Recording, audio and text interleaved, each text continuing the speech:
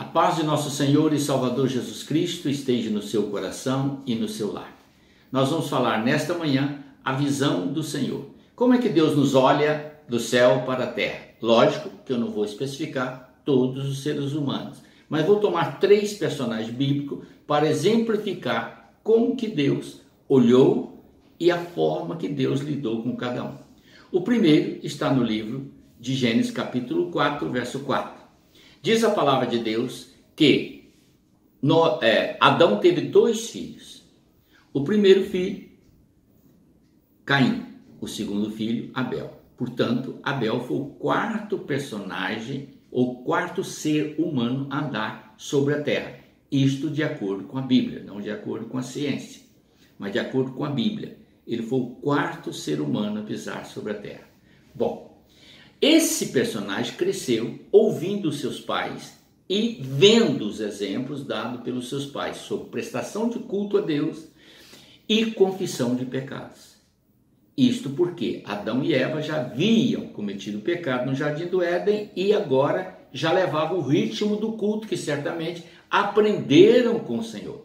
Nada é criado assim por um mero acaso. Isto não está explícito na Bíblia, mas é o que nós colhemos através de toda a palavra do Senhor. Então, aconteceu que Abel, no verso 4, diz assim, capítulo 4 de Gênesis, verso 4, diz assim, Abel, por sua vez, trouxe das primícias do rebanho e da gordura deste. Agradou o Senhor de Abel e de sua oferta. Quando Abel prestou o seu culto ao Senhor, como ele havia imolado uma ovelha e derramado o seu sangue e levado a gordura para queimar e subir como incenso aos céus, e também levou a carne para que esta fosse também queimada no altar, Deus se agradou do sacrifício de Abel, porque o sacrifício de Abel estava dentro do planejamento do Senhor quando discorreu lá no livro de Mateus, Marcos, Lucas e João, quando é apresentado Jesus. No livro de João, João Batista determina assim: eis o Cordeiro de Deus que tira o pecado do mundo.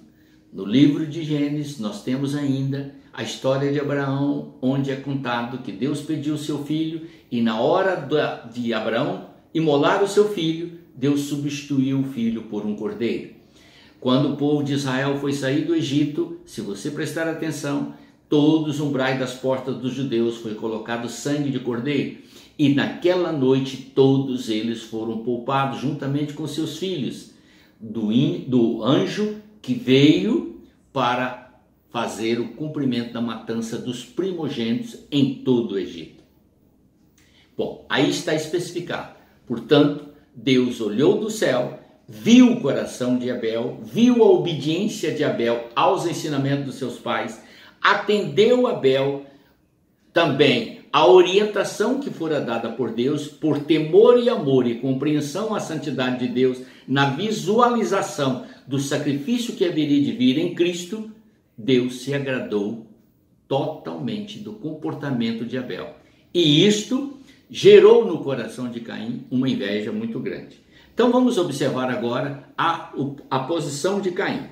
Verso 3. Aconteceu que no fim de tempos trouxe Caim do fruto da terra, uma oferta ao Senhor. Olhe bem, o Caim foi cuidar de agricultura, plantio de frutas, verduras, legumes e certamente todos os grãos. Bom, agora Caim vai trazer também, prestar um culto a Deus, e ele traz a oferta de cereais. Não agradou a Deus, porque para a remissão de pecados é necessário derramamento de sangue. Por isso que Jesus morreu uma só vez, para que o sangue dele pudesse trazer para todo aquele que nele crê o arrependimento, todo aquele que nele crê arrependido, a purificação dos seus pecados. Aqui está o exemplo. Caim, no entanto, rejeitou a instrução dada pelos seus pais, não temeu a Deus, não atendeu o pedido do Senhor, e Deus então rejeitou o seu sacrifício. Caim ficou com o semblante desfigurado, no verso 5, o verso 6, o verso 7. Há um diálogo entre Deus e Caim, onde o Senhor diz claramente para ele: se você fizer o que é certo, haverá aceitação para você. Mas se você não fizer, o pecado jaz à porta do seu coração. E como ele não fez, matou o seu irmão e trouxe a ira de Deus sobre ele e foi amaldiçoado. Então, primeiro elemento, apresentou um culto a Deus e Deus o recebeu e Deus o amou. O segundo elemento, apresentou um culto a Deus, Deus não gostou do seu culto e, além do mais, ele desafiou a palavra de Deus, os conselhos do Senhor, e foi amaldiçoado por Deus. O terceiro elemento está no capítulo 6, onde nós lemos sobre a vida de Noé. Noé, diz o verso, exatamente o verso, deixa eu pegar aqui, só um minutinho. Verso 8 e 9, presta atenção. Porém Noé achou graça diante do Senhor.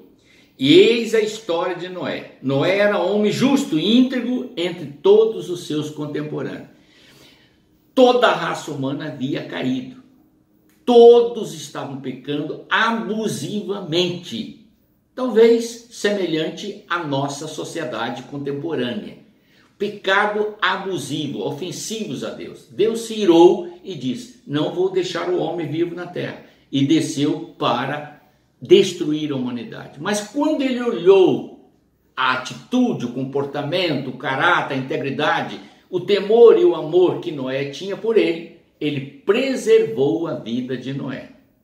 E junto com Noé, ele, no capítulo 7, verso 1, ele vai preservar a família de Noé. Então, querido, quero que você preste atenção. São três personagens, três exemplos diferentes. Na forma de culto, foi aprovado por Deus, abençoado por Deus e recebido por Deus por toda a eternidade.